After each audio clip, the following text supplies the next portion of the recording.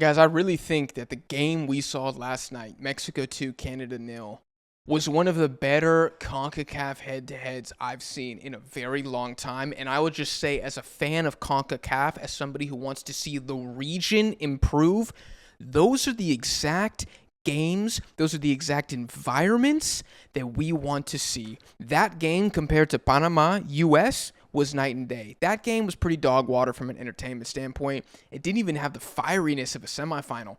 This Canada-Mexico game, you would have thought that these guys were the rivalry in CONCACAF historically. You would have thought that these guys hated each other more than any other national team in the world. That is how physical it was. That is how ugly it was, how many altercations there were, how many fouls. It was a beautiful thing to see. Now, I'm going to be giving my takeaways from both sides. This is going to be a more condensed version. I will be dropping a more, long form style, essay style video after the Nations League concludes, so hit subscribe for that. Also, I just want to say, I did a live watch along for this game last night with a lot of you guys. We had over 500 people in the chat at one time. It was an absolute blast. I appreciate each and every one of you who tuned in for that. And I'm doing it again for the final. Mexico versus Panama on Sunday night. So I better see you guys there. Hit subscribe for that. And also hit subscribe for all the Mexican national team content, Canadian national team content, CONCACAF content here on Deadball TV. I'll do a little game summary. Canada takeaways, Mexico takeaways. Maybe that order flips as we go through it. Coming into this match, Canada were the favorites to win.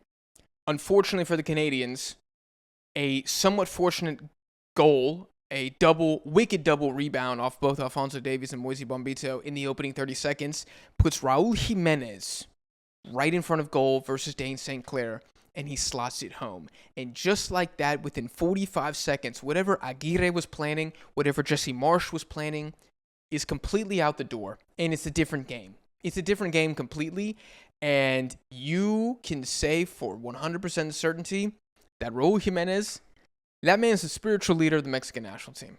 I'm going to even say if Alexis Vega scores that goal, Santi Jimenez scores that goal, Piojo scores that goal, goddamn Charlie Rodriguez, I don't think the team responds like they do. I think Raul Jimenez has completely assumed the leadership role that honestly Edson didn't really do a good job at. I'm just going to say I love Edson, but he doesn't have that Rafa Marquez, that Andres Guardado presence on the pitch. He really doesn't. I think we needed somebody like Raul to come into this team and say, I'll do it. I'll carry the crown. And with him being the one to score the goal, I think the whole team looked at him and said, we believe again. And if there's one takeaway from Mexico in the whole game, is that the belief is back. The fight is back. Mexico, we still do not have the players. We still do not have the talent. There's a lot of holes in the team. But for the first time in probably 4 years, maybe even longer, the team is fighting again. The grit has returned. I said it on the stream. I'll say it again here. If Mexico needs to win every single game, as ugly as the game was last night, as physical as it was last night, and we win 1-0 off a set-piece goal, I don't care. I just want to see the passion back in the badge. And we saw that. I know I said I was going to do Canada first. I'm doing Mexico first, goddammit.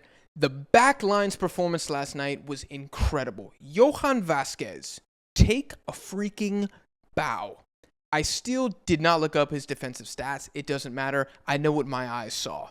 And that was a man-of-the-match performance from Johan Vazquez. He was everywhere. But it wasn't just him. Eric Lira, hell of a shift. Israel Reyes, Jesus Gallardo.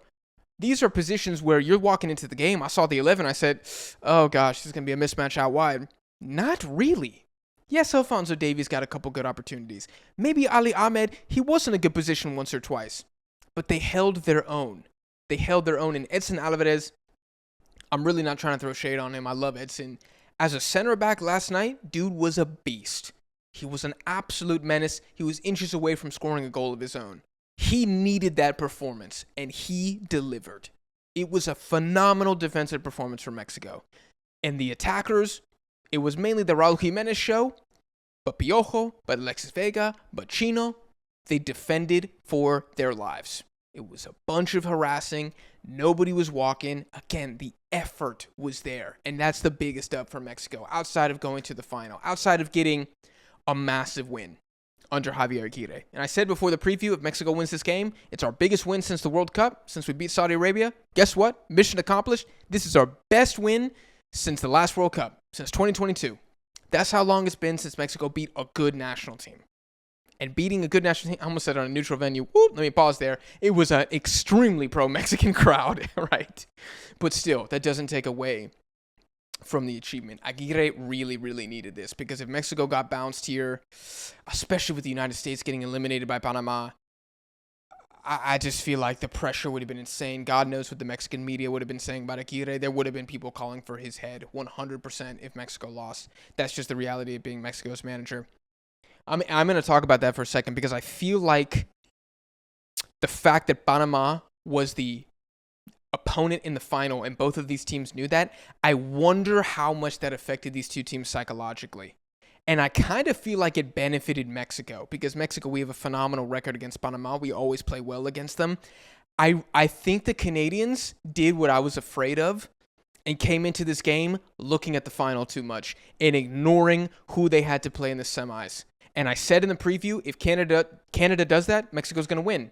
Because Canada are the better team. They have the better players. They have the better strategy. But it ain't that much better to where they can take it easy against Mexico.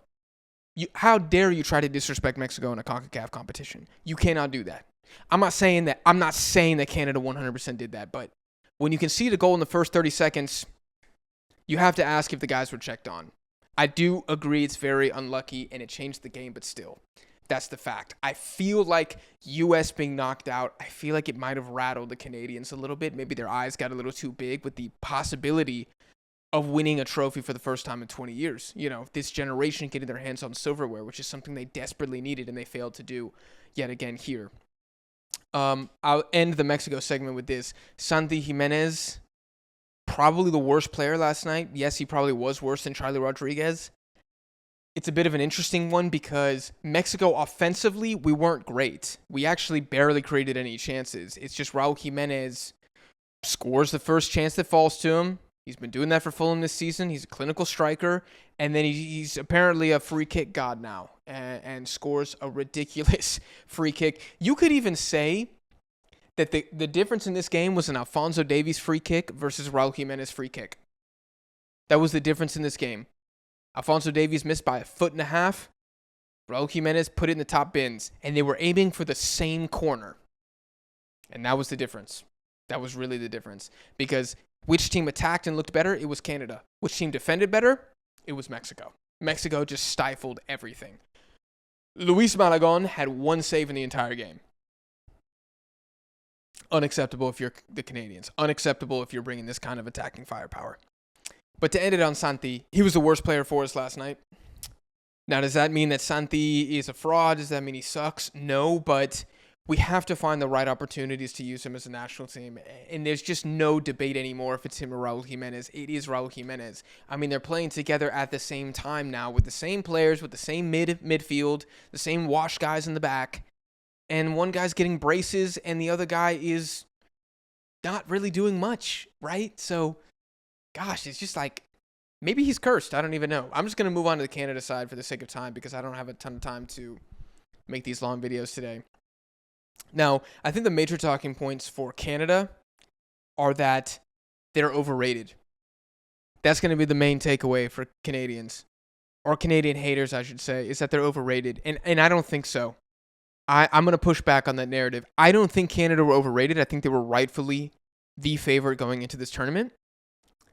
But you conceded a goal in 30 seconds, bro. Like, I don't know what you thought was going to happen. This was always going to be a close game. This was always going to be a close match. You can't just shoot yourself in the foot like that, right? Because it galvanized Mexico completely.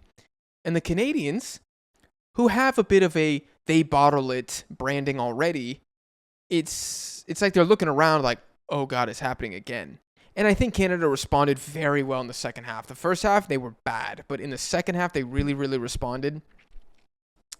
I still think Canada have a claim to be the best team in CONCACAF. I really do. Are they overrated? No, I don't think their performance warrants people saying that. I just think they got a little unlucky with the first goal, and Mexico played their asses off. Like, you got to give credit to Mexico. They played their asses off. They embraced the underdog role. They got the goal, and they sat back, and we did exactly what we needed to do. Mission accomplished.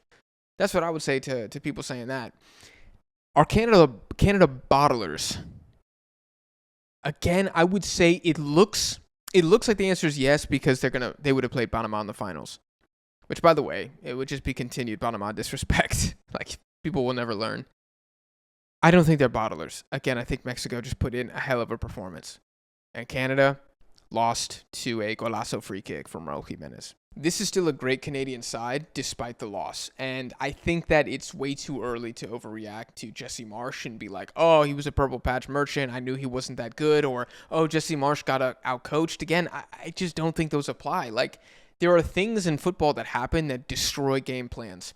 Penalty kicks, red cards, early goals. Like, when those things happen, it's like, okay, well, what we've been working on in training for the past 4 days, I'm not sure if we can apply that anymore, because now Mexico has no interest in having the ball at all. So I don't really know if Jesse Marsch got outcoached. I think Raul Jimenez outclassed Canada's attack. I think he outclassed Jonathan David on the day, who really had one good opportunity and completely skied it.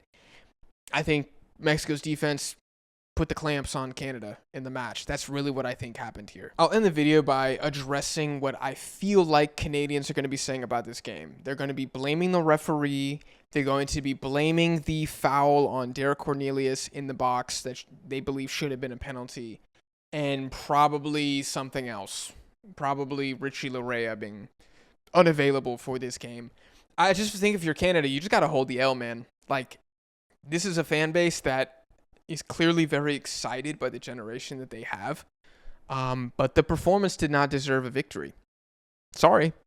Canada did not play well enough to win this game. Sorry. Can you handle that? Can you swallow that truth pill? That's the fact. Canada didn't lose this game because Cornelius wasn't awarded a penalty. Canada didn't lose this game because Richie Larea didn't start. Canada didn't lose this game because Jacob Schaffelberg is coming back from injury. Canada didn't lose this game because the ref called a bunch of fouls. For both sides, by the way. Canada lost this game because they conceded in the first 30 seconds, and their offense failed to create clear-cut chances. Maybe there was two the whole game. That's unacceptable if you're Canadian. The players got a bit rattled. It is what it is. They got a bit shell-shocked after the early goal. And by the time they recovered in the second half and really started putting Mexico under pressure, it was okay. It was better. Then Raul Jimenez scores a free kick, and it's game.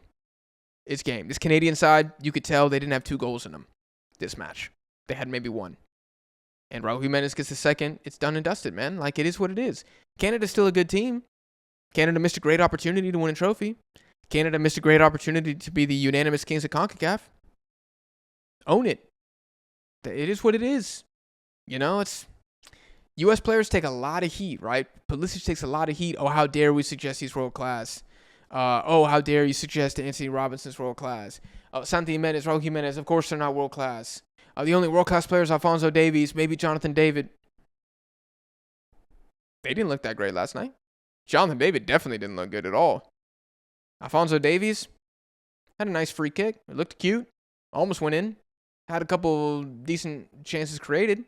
That wasn't a world-class performance from Alphonso Davies. It is what it is.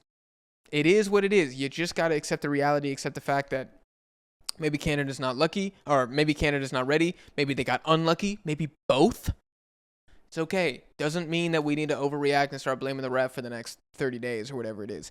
If I'm Canadian, mission now, go out there, beat the hell out of the U.S. in the third place game.